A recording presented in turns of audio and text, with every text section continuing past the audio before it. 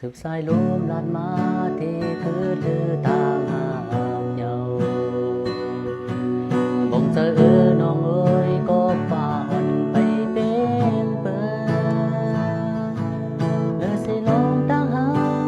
เก่าอำพันไร้สาพูดถึงว่าน้องที่ไรนาเลซื้อสบายจอมสิ้นตาเก่า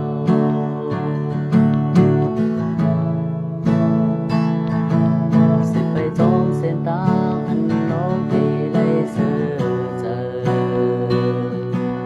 อำเภอจอมอย่าเก่ากว่าบ้านก่อนสู่เมื่อนาที่อำมองน้องเฮ็ดไร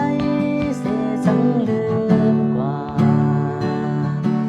อย่าไปว่าน้องเฮ็ดผิ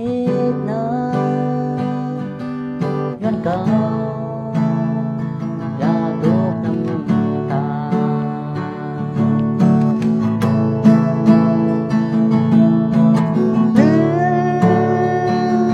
ลืมแต่สิลาอย่าไปกองใจวนจ้องคืนพึ่งหาผ้าเมื่อวันใดตาจัดปานอ่อนน้องพอดีไหลกัดเย็นยุ่มสิเลออกยานไปบนเมืองอย่าไปให้ตื้อเจอจอมเก่า